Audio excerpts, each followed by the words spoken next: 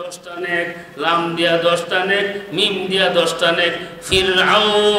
ফিরাউনের কথা কোরআনে যে ফা দিয়া 10টা নেক, রা দিয়া 10টা নেক, আইন দিয়া 10টা নেক, ওয়াও দিয়া 10টা নেক, নুন দিয়া 10টা নেক, 5.50টা নেক পাওয়া যাবে ফিরাউন শব্দটা কোরআনের মধ্যে পড়লে।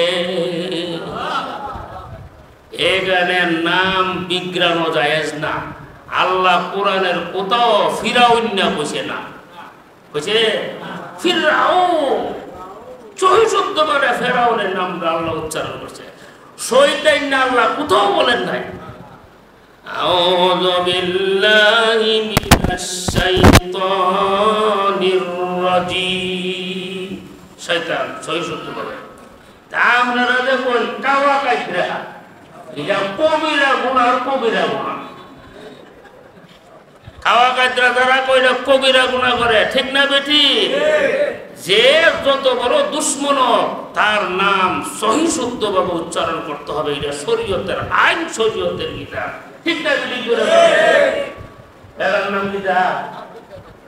আব্দুল। অর্থ কি? আব্দুল অর্থ হলো বান্দা, আর কাদের হলো আল্লাহরে গুণবাচক নাম। আল্লাহরে গুণবাচক নাম হলো আব্দুল কাদির। তারা কাওয়া খেতে যে সাংবাদিক এটা সরাইছে দুজো হইব, শুধু নামটা বিজ্ঞানের জন্য দুজো। কোন গুণাটা আল্লাহর কাছে বেশি অপছন্দ লাগে আমরা বুঝতে পারি?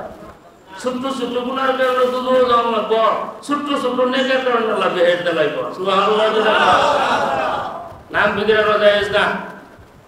কয় নাম বিগ্রানো জায়েজ কি? ফেরাউন না কোন জীব, নমরুদ না কোন জীব, শয়তান না কোন জীব, আর কোন বলে কোন যেত না, কাওয়া ক্ষেত্রে কোন জীব?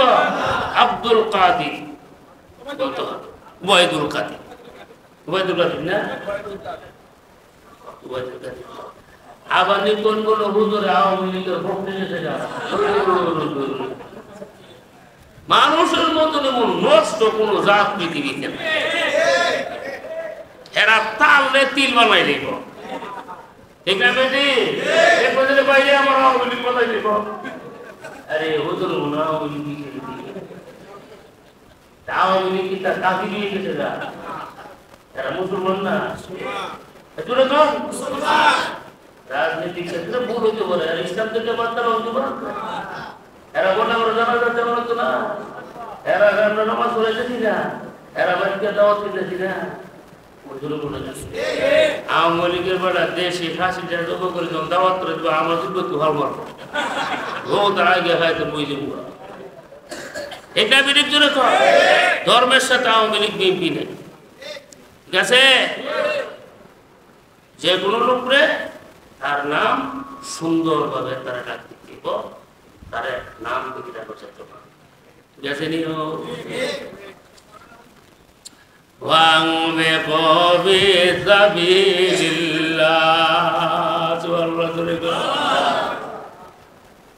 দান করলে ধন বাড়ে। ওখানে একটা তাফসীরে রুহুল বয়ানের মধ্যে একটা ঘটনা বলছে, বড় সুন্দর বয়ান না। এক আল্লাহর ওলি, ওনার ব্যাপারে আল্লাহ তাআলা ওই জামানার নবীকে ওহী দিছে। কারণ নবীদের কাছে ওহী আসছে, ওলিদের কাছে ওহী আসে না।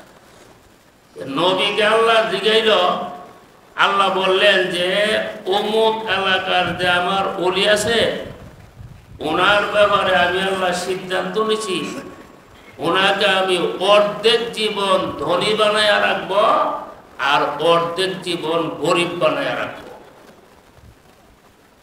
এখন উনাকে গিয়ে আপনি বলেন উনি আগে গরিব হবে না আগে? এটা উনার ইচ্ছার উপরে আমি আল্লাহ ছেড়ে দিলাম। কত বড় খুশনসিব, ওলির ব্যাপারে নবীর ওহী দিছে। নবী ওলির কাছে গেছে, গিয়া বললেন হুজুর আপনার জন্য তো সুখবর। কিতা? আল্লাহ আপনাকে অর্ধেক জীবন ধনী বানায় রাখবে, অর্ধেক জীবন গরিব বানাইবে, এখন আপনি আগে ধনী হইবেন না আগে গরিব হইবেন? বলি বললেন আমি বিবির জিজ্ঞাসা করলাম, বিবির কাছে গেছে, আল্লাহ তো আসমান থেকে এই যে খবর পাঠাইছে, এখন আমরা আগে গরিব হব না ধনী হব, তুমি কি দেখো? বিবি বললেন আমরা আগে ধনী হয়ে যাব। বলি বলল শোনো, আগে যদি ধনী হয় আর পরে গরিব হয়, মনের মধ্যে একটা কষ্ট থাকবে, এত বড় ধনী ছিলাম আজকে গরিব হয়ে গেছি, কষ্টটা লই মরণ লাগবো। আর আগে যদি গরিব হয় পরে যদি মরণের মধ্যে ধনী থাকে, তাতে কষ্টটা থাকতো না। বিবি বললো না, আমরা আগে ধনী হয়ে গেলাম। আল্লাহর ওলি বললেন ঠিক আছে। ওলি পয়গাম্বরকে জানালেন, পয়গাম্বর আল্লাহকে বলছে আপনার ওলি আগে ধনী হইতে চায়। আল্লাহ ওলির মানের মধ্যে কোন বরকত দিছে, বরকতের দ্বারা অল্প দিনের ভিতরে তিনি ধনী হয়ে গেছে। বরকত এমন একটা জিনিস, সুবহানাল্লাহ সুবহানাল্লাহ, এটা তিলরে তাল বানাইতে পারে আল্লাহ, ঠিক না বেটি? আপনি যদি দিয়া সলায়ের একটা সলা বাড়িটা যদি দোকানের এক কোণাত লাগাই দেন, এরপরে আগুনটা কোন লাগতো না যে তুই বাপ কোন লাগবো, সারা শহর আগুন হয়ে যাবো। ফলে তো আছেন একটা দিয়েছিলেন ভিতরে আগুনটা, এই বিশাল বড় আগুনটা বানাইছে কেটা? এলার নাম ওই আল্লাহ, সুবহানাল্লাহ। বরকতের একটা উদাহরণ দিলাম, ছোটকে বড় করা এই ক্ষমতা কার? সুবহানাল্লাহ। বরকতের প্রতিষ্ঠা করে লাই বুঝলাম নি। এক লোকের দুই ছেলে, এক ছেলে হইল আল্লাহর ওলি, আরেকটা ছেলে হইল সাধারণ। বাপ অসুস্থ হয়ে গেছে,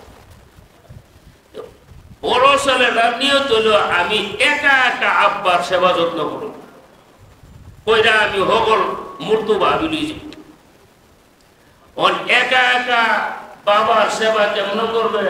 ছোটরাও তো সেবা করবো না যাইব। তখন বড় ভাই ছোট ভাই পরামর্শ বসে, কিরে বাপের সেবা যত্ন কেমনে কর? ছোট ভাই করব, তুমি করবা অর্ধেক, আমি করব অর্ধেক। বড় ভাই বলল শোন, আমরা আব্বার অনেক সম্পদ আছে, এই সম্পদ আমরা দুই ভাইয়ের সমান সমান বন্টন করে নিব মারা গেলে। বলো এখানে একটা শব্দ হইল, যে বাবার খেদমত করবে সে বাবার সম্পদ থেকে বঞ্চিত থাকবে, আর যে খেদমত না করবে হে বাবার সব সম্পদ থাকবে। এই শব্দটা কেড়ে লাগাইতেছে। এই বড় ভাইয়ের নিয়ত হলো আমার সম্পদের দরকার নাই, আমি বাবার খেদমতের দরকার। শুরু রাসিন বড় সালা এমন এমন গাদা তো করতে পারলাম না, বুঝছে? যে বাবার খেদমত করবো এ বাবার সম্পদ থেকে বঞ্চিত থাকবো, সুবর্ণ শুধু।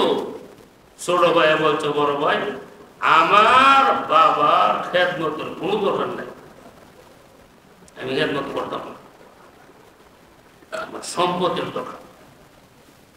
বড় ভাই ঠিক আছে, সব সম্পত্তি নিষ্কার, আর আমি একটা সম্পদ গ্রহণ করলাম, এটা হলে আমি আমার আব্বার খেদমত করব। বড় ভাই তো বাবার খেদমত শুরু করছে, খেদমত করতে করতে করতে করতে করতে করতে বাপ মারা গেছে। মারা যাওয়ার পরে বড় ভাই হলো নিঃস্ব, ফকির, কিছু নাই, আর ছোট ভাই বিশাল বড় দল হয়ে গেছে, বাবার সম্পদ হয়ে গেছে। বড় ভাইয়ের মনে কোনো দুঃখ নাই, কারণ বাবার খেদমত করে দিছি তো। একদিন বড় ভাই ঘুমাই রয়েছে, ফকির মানুষ, উনি স্বপ্নে দেখে কে জনে বলতেছে যে এই অলি অমুক জায়গাতে 100 দিনার আছে, স্বর্ণের টাকারে দিনার বলে, 100 দিনার আছে, 100 দিনার আপনার, আপনি গিয়ে আপনার স্বর্ণের দিনার গুলো নিয়ে আসেন। তবে জেনে রাখেন এই দিনারগুলোর মধ্যে কোনো বরকত নাই। কি নাই? বিবি রেগিয়া বললেন, এই ঘটনা, আমার জন্য 100 দিনার আছে, আমি গিয়ে আনতাম, কিন্তু দিনারের মধ্যে কোনো বরকত নাই, কি করতাম তুমি বলছেন? বিবি বললেন যে নিয়ে আসেন। না, আল্লাহর ওলি বললেন না, যে সম্পদের মধ্যে বরকত নাই এটা আমি আনবো না।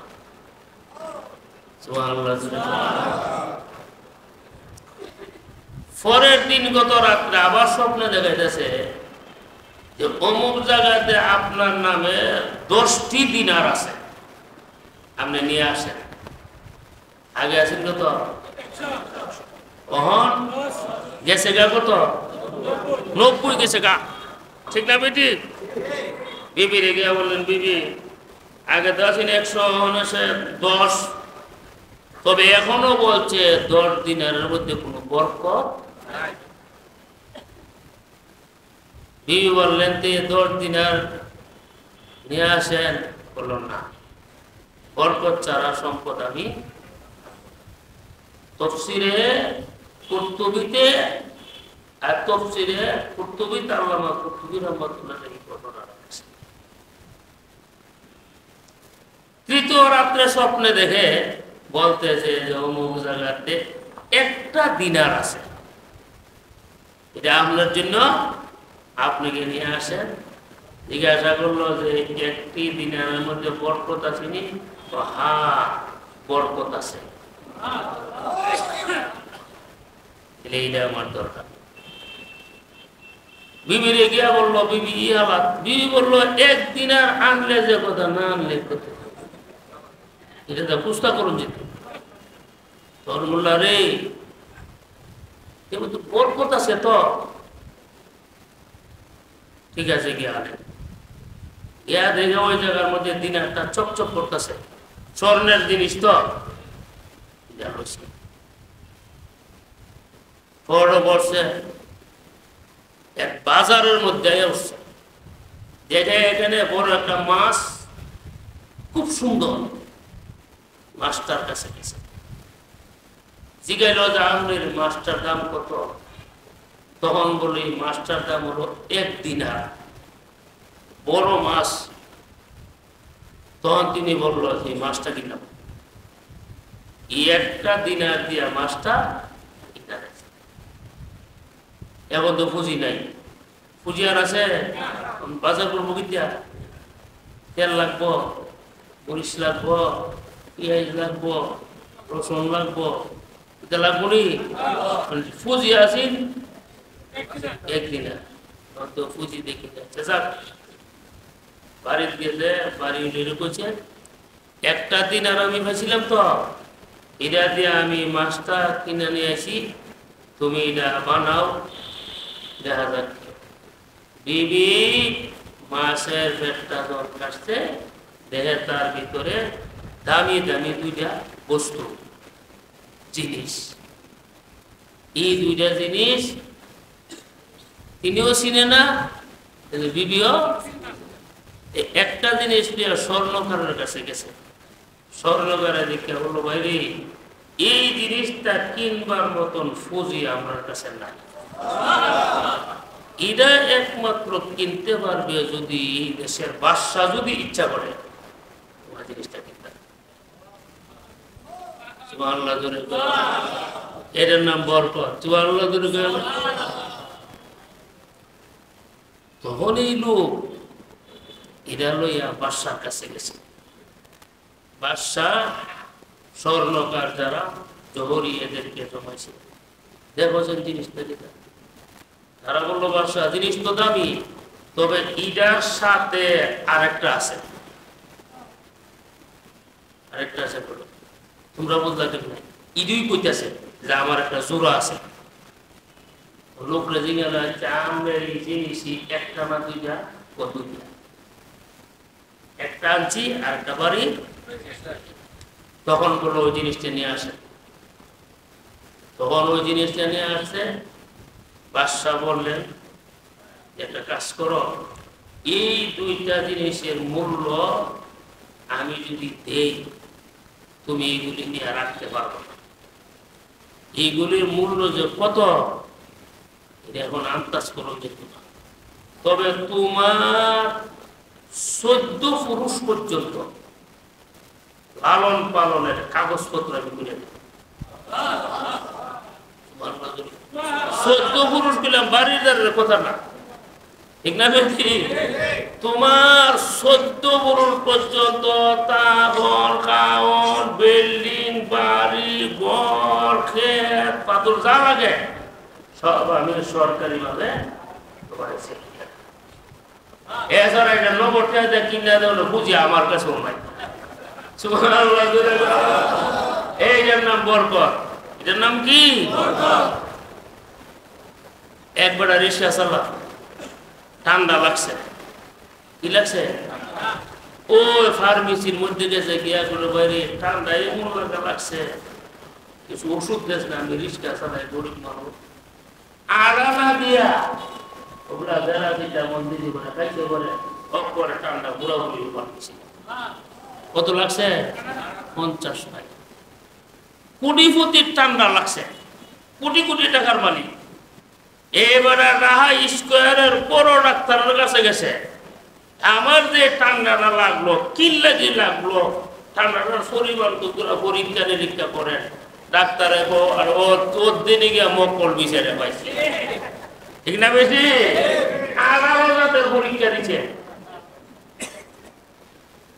পরীক্ষা টরীক্ষা করে 2 দিন পরে রিপোর্ট দিছে যে না আপনার ঠান্ডার অবস্থাটা খারাপ। ওই জন্য আমরা জলদি ইন্ডিয়া যাই, আর আমার টিয়ার কোনো অভাব নেই। ইন্ডিয়া গেছে, ইন্ডিয়া ডাক্তার গেছে, জলদি আমেরিকা যায়, সিঙ্গাপুর যায়নি। এই সিঙ্গাপুর বক্কর্ষ করে এসে তার 2 কোটি টাকা খরচ হয়েছে। কোটি আর রিক্সা ওনার বেড়ার গেছে কত? 50 লাখ। একই রোগ, একই রোগ, একজনের সেট হচ্ছে 50 পয়সা দিয়া, আর একজনের সেট হচ্ছে 2 কোটি টাকা দিয়া। এটার নাম হলো বরকত, ঠিক না বেটি? খালি বেশি পয়সা বস্তা বইরা জমাইলে শান্তি না, শান্তি হইল আল্লাহর পক্ষ থেকে, ঠিক না? একটু জিকির করে লাইন, আল্লাহ আল্লাহ আল্লাহ আল্লাহ আল্লাহ আল্লাহ আল্লাহ আল্লাহ আল্লাহ আল্লাহ আল্লাহ আল্লাহ আল্লাহ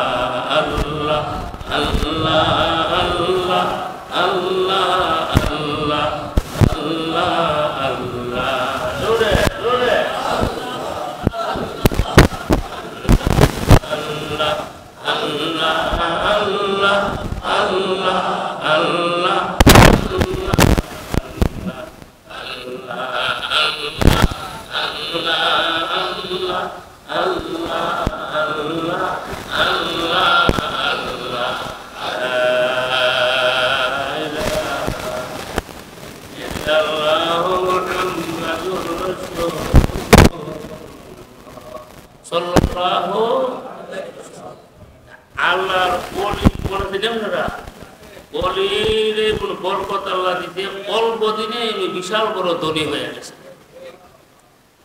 এখন বিবি বললেন, শুনেন আমরা তো ধনী হয়ে গেছি, এখন যদি আপনি পরামর্শ চলেন আল্লাহ আর গরিব বানাইতে পারবে না। তো নলি বললেন কেমনে? আল্লাহর সিদ্ধান্ত হইল অর্ধেক জীবন ধনী, অর্ধেক জীবন গরিব। এখন ধনী হিসেবে গরিব, আর তুমি বলতেছ তোমার পরামর্শতে চললে আল্লাহ আর গরিব বানাইবে না। তা আল্লাহর সিদ্ধান্ত কেমনে পরিবর্তন হবে? হাকিম লড়ে, হুকুম তো লড়ে না। তখন বিবি বললেন আল্লাহ নিজেই তার সিদ্ধান্ত পরিবর্তন করে। বিবি আল্লাহর ওলি, সুবহানাল্লাহ। তখন বলল এখন থেকে তুমি বেশি বেশি আল্লাহর রাস্তায় দান করে দাও। তখন এই আল্লাহর ওলি দান করে শুরু করছে, দান করে এদের মাত্রা বাড়াই দিচ্ছে। তখন আল্লাহ তাআলা ওই নবীর কাছে ওহি দিচ্ছে, ও পয়গম্বর, আমি যে সিদ্ধান্ত নিয়েছিলাম ওলিরে একবার গরিব আর একবার ধনী বানাবো, আমি আমার সিদ্ধান্ত পরিবর্তন করে উনি মরণ পর্যন্ত ধরে রাখবেন। নবীজি গেলেন, আল্লাহ সিদ্ধান্ত কেন পরিবর্তন করছি? আর বিবি তার এমন সৎ পরামর্শ দিচ্ছে দান করবার লাগি, এভাবে দান করে শুরু করছে, দানের রসিলা আমি সিদ্ধান্ত পরিবর্তন করি। আচ্ছা, ধনী বানা কেডা, গরিব বানা কেডা? মাল দেখে মাল দেখে وَمِمَّا رَزَقْنَاهُمْ يُنْفِقُونَ। আচ্ছা বলো, আল্লাহ কো আমি তোমাদেরকে যা মাল দিয়েছি, বোঝা গেল মাল দেখে আমার দেওয়া মাল থেকে তোমরা খরচ করো। আমরা যদি আমার 1 লক্ষ টাকা দেন, দিয়া যদি বলেন হুজুর আপনি এখান থেকে 100টা মসজিদ দিয়া নেন, আমার কোনো কোরআনি থাকবো এই গোটাটা আমি 100টা দিব, আমার কোরআনি কি আমরা একটা হইলে কোরআনি লাগবে, ঠিক না বেটি? আপনার যে টাকাগুলি দিতে গেলে আল্লাহ নেই, মানে আল্লাহ তো যে আমার থেকে তুই কিছু আমার কোরআনি লাগতো বললে কি? এমনও মানুষ সমাজে আছে দান করে আরেকজনে কষ্ট লাগে, এত দান করতো না, আরেকজনে দান করলে হের পর্যা হচ্ছে আর বাতি যা দুজন গেছে মাদ্রাসার মাঝে, মাদ্রাসার মাঝে তো সাদা মানুষ এখানে অনেকে মাদ্রাসার মাঝে জানা গেলে দৌড় লাগে এরা আল্লাহ ইহালা তুই রাহে, ঠিক না বেটি? ওই হুজুরের দান কালেকশন করতেছে, দানের সিজনে বাতিজার বাপ গেছিল, মনে হয়েছে বাপ মারা গেছে, বাপের নামে 1 মণ ধান মারা গেছে। বাতিজা বললো যে আমার আব্বা মারা গেছে, তো আমার আব্বার নামে 1 মণ ধান চালাই, ইনশাল্লাহ আমরা খেত দেয়া 1 মণ ধান চালাম। সাসা সিন্নির সাথে সাসা বাড়িতে এসে এসে পরে সাসা জোর উঠে গেছে, উঠছে জোর উঠছে, ধরে শাসি হেরে ইয়া দিয়া কম্বল দিয়া দেখে দিয়েছে কাঁপতাছে।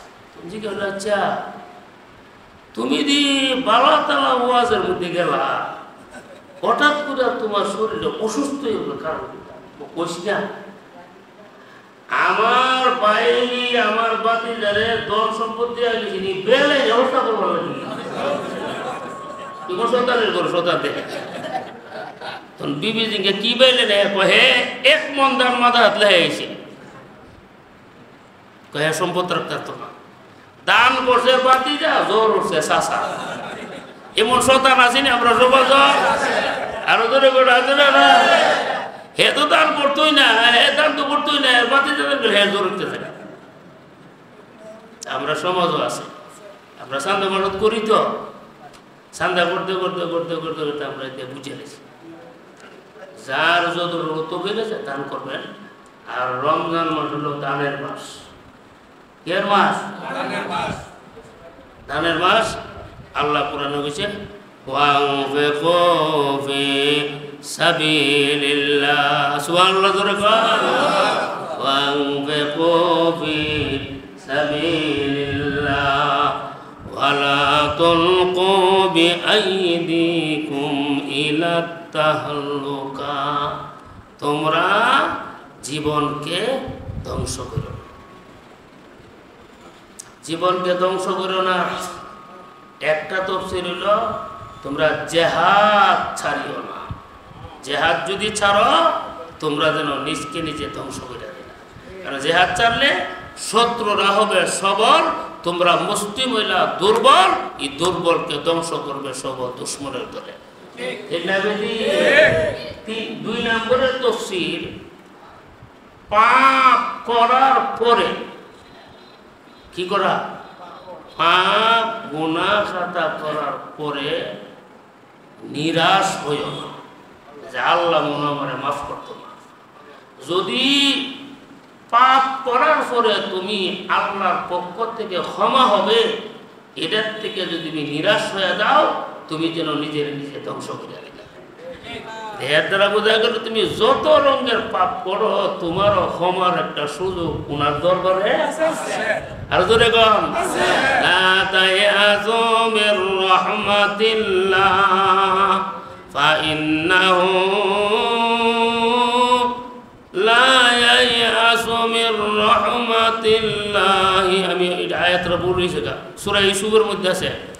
আল্লাহ আল্লাহর রহমত থেকে নিরাশ হয় যারা কাফের, এরা। মুসলমান আল্লাহর রহমত থেকে নিরাশ হইতে পারে না। সুবহানাল্লাহ।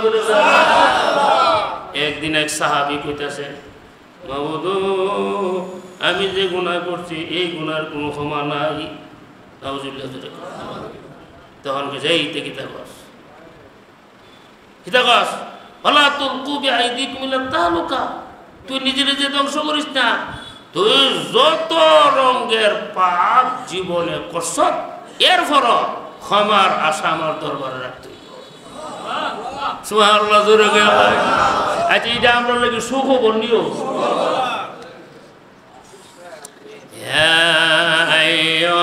এই কথাটা মনে রাখেন, পাপ করার পরে ক্ষমার আশা থেকে নিরাশ হওয়া, এটা নিজের ধ্বংস করে দেয়। এটা কার কথা?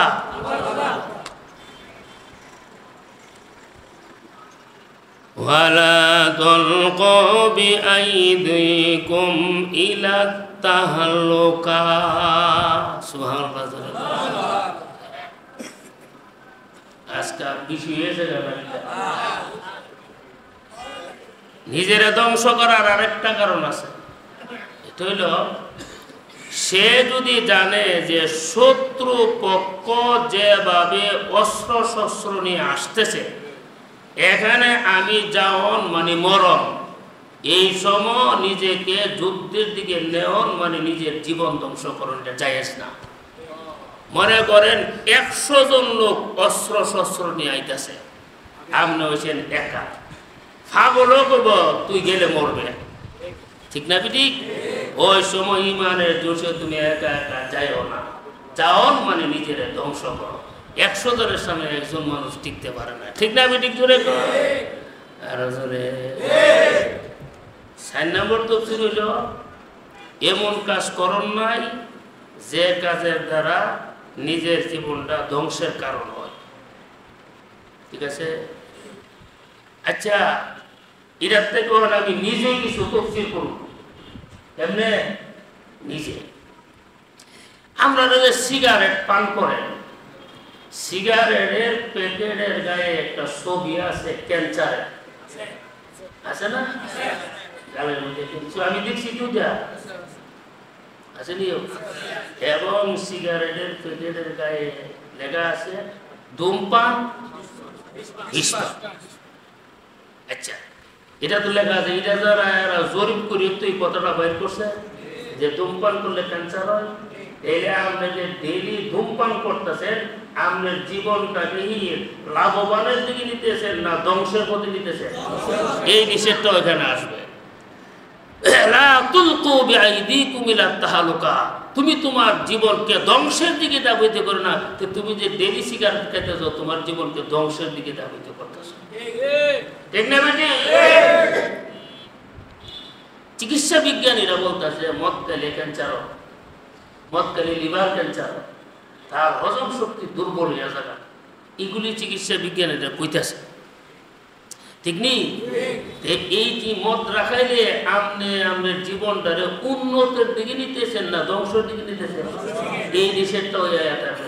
এইভাবে যদি আপনি ব্যাখ্যা করেন, শত শত ব্যাখ্যা এই আয়াতটা থেকে বাইর করে দিব, ঠিক না? আরো জোরে। মধ্যে কজন উড়নের নিয়ম? 2 জন, উঠছে 5 জন। কজন? এবার দেখেন যেমনি মন চায় এমনি চালাইতেছে। এটা টাহার তুলে দেব না প্রাইভেট কারের তুলে দেব, এইদিকে এর কোনো লক্ষ্য নেই, চালাইতেছে। তাহলে এই 5টা মানুষ এই জীবন ধ্বংসের দিকে নিতাছিনি যে তার জন্য না যায় হারা তুই উত্তর 2 জন 5 জন উঠলে টলে তুই মরণের দিকে যাইতেছ, ঠিক না? আল্লাহর কোরআনে এমন কোন দিক নির্দেশনা নাই যা কোরআন আল্লাহ বয়ান করে নাই। আমরা যে বাচ্চালা ছাদের রূপে মানুষ উঠনের কোন নিয়ম আছে? বিদ্যুৎ উঠছে 100 জন, ছাদের রূপে 200। এখন বাচ্চা দুই উল্টা মরে, ছাদের এরা শহীদের সব পাইত না, ভিতরে যারা আছে এরা শহীদের সব পাইত। কিন্তু কি ছাদে ওঠা নিষিদ্ধ জায়গার মধ্যে উঠটা তুমি মরছ, নিজের জীবন নিজে ধ্বংস করছো, ঠিক না? গাড়ি চালানের নিয়ম হলো বাংলাদেশের মধ্যে ঘন্টায় 80 কিলোমিটার। বাংলাদেশের যে রোড গার্ড কত চালাইছে 150 কিলোমিটার বেগে, এটা মরণের দিকে যাইতেছে, ঠিক না বেটি? আর ফুলাবাড়ির হুন্ডার তারা সঙ্গে তো ডোর করে আমার তিনি মরণে ডোরে না, ঠিক না বেটি? যে বলা মানে হুন্ডার চালা গার্জিয়ান খুব আতঙ্কিত, আরে কোন অ্যাক্সিডেন্ট যেন খুঁজে আপনাদের। ভালা এমন কাজ করবেন না যেই কাজে আপনার জীবনকে ধ্বংসের দিকে ধাবিত করে। আর আপনি ব্যাখ্যা করেন কোন কাজে আপনার ধ্বংসের দিকে নিতে আপনার ব্রেনই কথাটা সারা দিব, ঠিক না? ধর আপনারা ঘুমাইছেন ওয়ালা তুলকু বিআইদিকুম ইলাত তাহলুকা, তুমি জীবনকে ধ্বংসের দিকে ঠেলে দিও না। তে এ 95 নম্বরে আল্লাহ একটা হুকুম করছে তোমরা দান করো, 2 নম্বর নিষেধ করছে জীবনকে ধ্বংসের দিকে ধাবিত করো না, 3 নম্বর হুকুম হলো আহসিনু, তোমরা সুন্দর কাজ করো, অনুগ্রহ করো। এই 3 নম্বরের হুকুমরা কাল লই কমল কি থাকো, কাল গাইবেন নিতে আপনারা জরুরি কথা, কিন্তু গুরুত্বপূর্ণ কথা এগুলি। তারপর আপনার বিচারে পাইতেন না, তখন ওয়াজও পাইতেন না। ওয়াজ ওইভাবে শান্তশিষ্টভাবে তফসিল করতে পারবো? ওয়াজও 10 মিনিট বয়ান করলো, 20 মিনিট বয়ান করলো, 15,000 টাকা হয়ে গেল। বলে হুজুরে বয়ানটা যে সেতাইছে কিতাব কইছে করতো, ইটাই জানি কিতাব কইছে ফাগুল কিতাব 3 মিনিটের মাঠ টাকা পাইলিছে। ই বক্তব্য আপনার দরহা। আচ্ছা রে উনি যে কাবাইছে কিতা কইছে কথা ইটা হিসা নিতে নি কিতা কইছে। আস্তাগফিরুল্লাহ আস্তাগফিরুল্লাহ নাউজুবিল্লাহ দূরে ওয়াজের বিষয়বস্তু আমরা হারাই গেছি। কেমনে মানুষকে বললে মানুষের কলবের ভিতরে আল্লাহর কোরআন ঢুকবে, মানুষ কিভাবে আল্লাহর বিধান মানতে আগ্রহী হবে, কিভাবে গুনাহ ছাড়ার পরিবেশ তার মনে তৈরি হবে, এটা হলো ওয়াজের মজু। এই মজু আমরা হারাই গেছি। ওয়াজটা করতে বহর অমুক বালালা অমুক বালালা বাইনাল্লাহ যে এই বড় বক্তা, এলা আন্তর্জাতিক বক্তা ফুলবে ভাই কইছিলা, এই যে আন্তর্জাতিক বক্তা। আন্তর্জাতিক বক্তা যদি বলেন যে তুই এই আয়াতটা শুধু অনুবাদ করে তাফসীর করে দেবে, ভাই জামা করু বুঝিবা, আন্তর্জাতিক বক্তা বেরিব।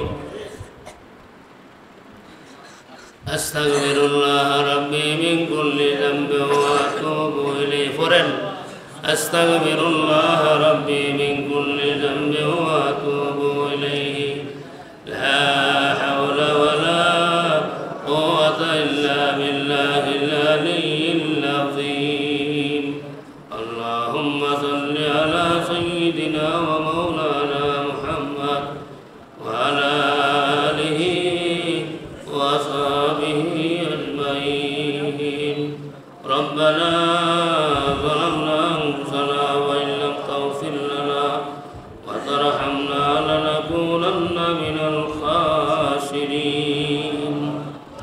রব্বানা আতিনা ফিদ দুনিয়া হাসানাতাও ওয়া ফিল أنفسنا وقنا عذاب النار আল্লাহ রহমতের দিনগুলো বিদায় হয়ে যাইতেছে তিনটি দিন আমাদের সামনে থেকে বিদায় হয়ে গেল আল্লাহ আমাদের উপরে তুমি রহমত নাজিল করো আল্লাহ আমাদেরকে তুমি রহমত দান করো আল্লাহ তুমি তোমার রহমতের দ্বারা জীবনের গুনাহগুলি মাফ করো আল্লাহ সামনে রোজাগুলি রাখার তৌফিক দান করো আল্লাহ আমাদের মা বাপ যারা কবরে আছে আল্লাহ কবরগুলি জান্নাতের বাগান বানায় দাও আল্লাহ ব্যবসায়িক ভাইদের ব্যবসার মধ্যে বরকত দান করো আল্লাহ যাদের কামাই রুজির ব্যবস্থা নেই ব্যবস্থা দান করো যাদের চাকরি নাই চাকরির ব্যবস্থা করো আল্লাহ যারা বিদেশের বাড়িতে আছে তাদের জান মাল হেফাজত করো